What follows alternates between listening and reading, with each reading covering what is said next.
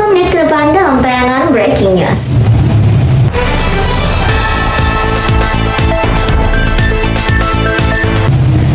Pada hari Selasa, tanggal 11 November 2025, Koas KPI 5 Aceh kembali melaksanakan mata kuliah teknik reportase dan investigasi berita. Berbeda dari biasanya, perkuliahan kali ini dilaksanakan secara daring melalui platform Google Meet. Hal ini menyesuaikan dengan surat edaran Fakultas yang mengalihkan seluruh kegiatan perkuliahan mahasiswa Fakultas Dakwah menjadi online. Karena adanya kegiatan asesmen akreditasi untuk program studi bimbingan dan konseling Islam.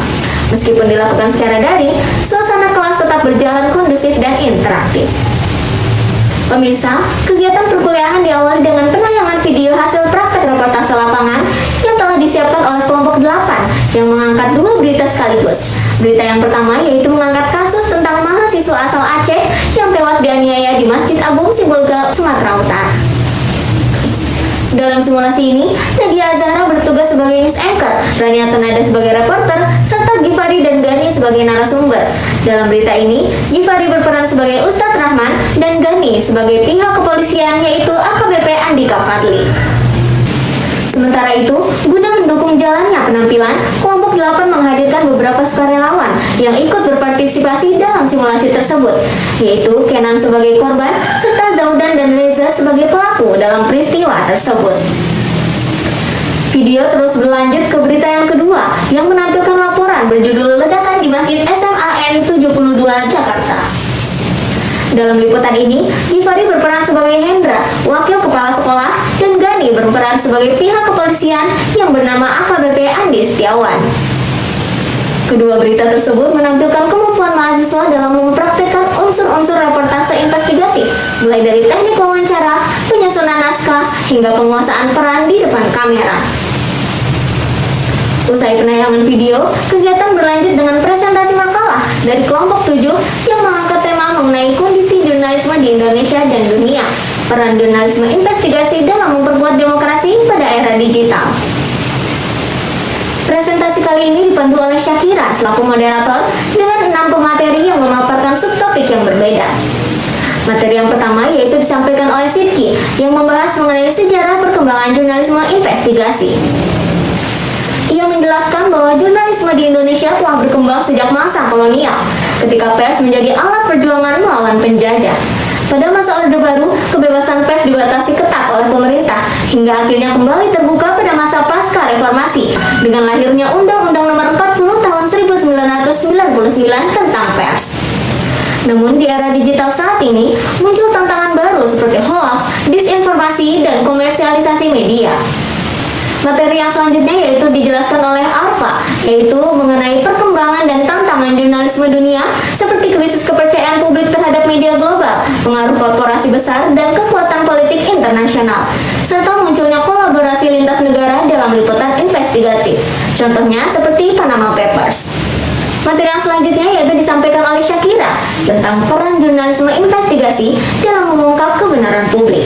Syakira menjelaskan bahwa jurnalisme investigasi tidak hanya berfungsi menyampaikan informasi, tetapi juga menjadi alat kontrol sosial terhadap kekuasaan dan penyimpangan publik. Oleh sebab itu, independensi, eksklusivitas, dan kepentingan publik menjadi hal yang paling penting dalam setiap laporan investigatif. Beberapa contoh kasus yang dibahas diantara lain yaitu ada Watergate di Amerika Serikat, liputan korupsi Pertamina oleh Tempo tahun 1998, serta laporan narasi Newsroom tentang kekerasan seksual di kampus pada tahun 2022.